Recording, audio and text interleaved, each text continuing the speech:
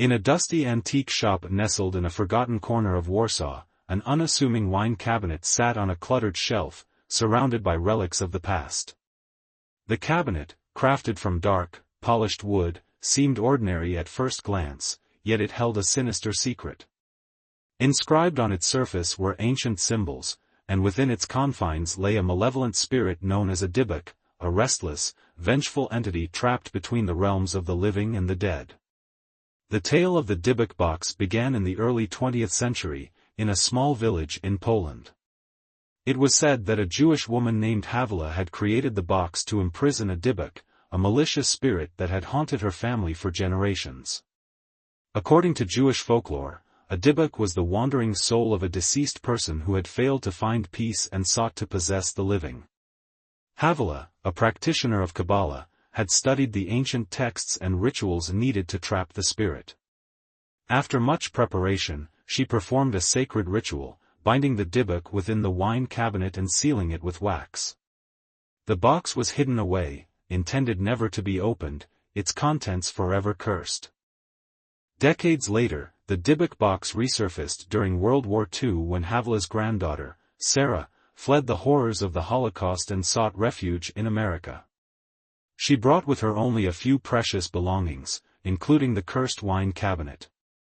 Sarah knew the danger it posed, but she believed it was her duty to keep the Dybbuk contained. For years, the box remained hidden in Sarah's attic, undisturbed and forgotten.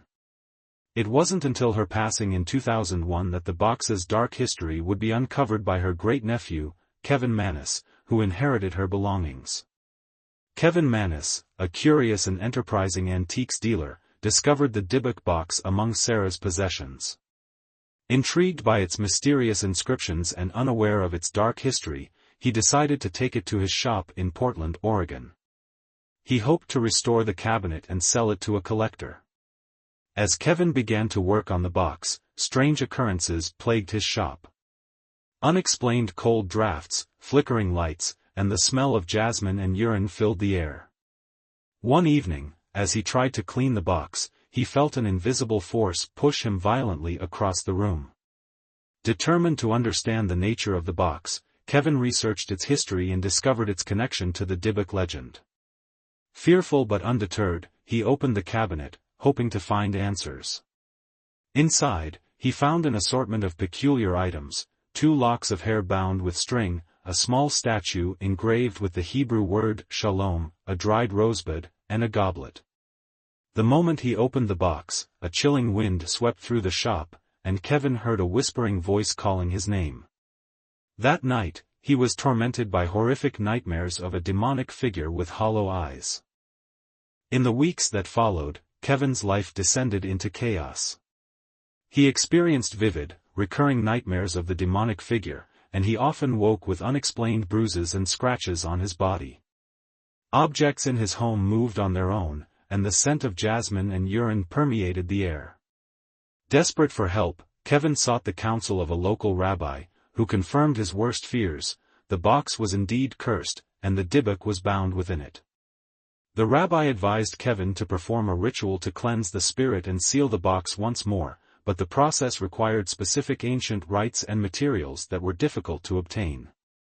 Before Kevin could gather the necessary items, the curse began to affect those around him. His mother suffered a stroke, his employees fell ill, and his shop was vandalized. Kevin realized that the Dybbuk's influence was spreading, and he feared for the safety of his loved ones. Unable to rid himself of the box, Kevin decided to sell it on eBay, disclosing its dark history in the listing. He hoped that someone with the knowledge and means to deal with the Dybbuk would take it off his hands. The box was purchased by a man named Jason Haxton, a museum curator with a keen interest in the paranormal. Jason was fascinated by the Dybbuk legend and believed he could uncover the secrets of the box without falling victim to its curse. However, Jason soon realized the true extent of the box's malevolence. He experienced severe health issues, including sudden welts and hives, and his home was plagued by the same eerie phenomena that had tormented Kevin. Determined to understand the nature of the curse, Jason enlisted the help of paranormal researchers and experts in Jewish mysticism. Jason Haxton's investigation into the Dybbuk Box attracted the attention of paranormal enthusiasts and researchers. A team of investigators, including renowned demonologist Lorraine Warren, was assembled to study the box and uncover its secrets. The team conducted a series of experiments and seances, using advanced equipment to monitor paranormal activity. They documented chilling EVP, electronic voice phenomena, recordings, capturing faint, disembodied voices speaking in Hebrew. Thermal cameras revealed cold spots around the box, and motion sensors detected unseen movements. Despite their best efforts, the researchers were unable to cleanse the box of its malevolent spirit. Lorraine Warren warned Jason that the Dybbuk was a powerful and vengeful entity, and it would not be easily banished. Determined to end the curse once and for all, Jason decided to consult a Kabbalistic scholar, Dr. Zvi Meir, who specialized in Jewish mysticism and exorcism rituals. Dr. Meir agreed to help Jason perform the ancient rites needed to cleanse and seal the Dybbuk box. The ritual required a sacred space, purified with salt and sage, and the recitation of specific prayers and incantations. Jason and Dr. Meir prepared meticulously, gathering the necessary materials and studying the ancient texts. On the night of the ritual, Jason, Dr. Meir, and a group of trusted friends gathered in a secluded location. The air was heavy with anticipation as they began the ceremony, chanting the prayers and waving the sage over the box. As the ritual progressed, the temperature dropped, and an oppressive presence filled the room. The group could hear faint whispers and feel the weight of the Dybbuk's anger. They continued the incantations, their voices steady despite the growing unease. With a final, powerful chant, Dr. Meir sealed the box with wax and inscribed protective symbols on its surface. The Dybbuk let out a piercing scream, and the room was plunged into darkness. When the lights returned, the oppressive presence was gone, and the box lay dormant. With the Dybbuk box finally sealed, Jason Haxton felt a sense of relief and closure. He carefully stored the box in a secure location, ensuring it would never be opened again. The paranormal activity in his home ceased, and his health began to improve. Jason documented his experiences and shared his story with the world, hoping to warn others of the dangers of meddling with cursed objects. His account became a cautionary tale for paranormal enthusiasts, a reminder of the power and malevolence of the Dybbuk. The story of the Dybbuk box and its chilling history became a legend in the paranormal community. The box remained locked away, its secrets and the malevolent spirit within it forever contained. Yet, the tale of the Dybbuk box continued to capture the imagination of those who heard it, a testament to the enduring allure of the supernatural.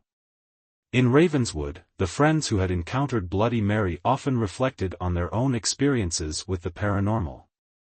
They knew that while they had faced unimaginable terror, they had also learned valuable lessons about courage, resilience, and the strength of the human spirit. The legends of the Dybbuk Box and Bloody Mary served as reminders that the supernatural was not to be taken lightly. But they also reminded people that even in the face of darkness, there was always hope and the possibility of triumph.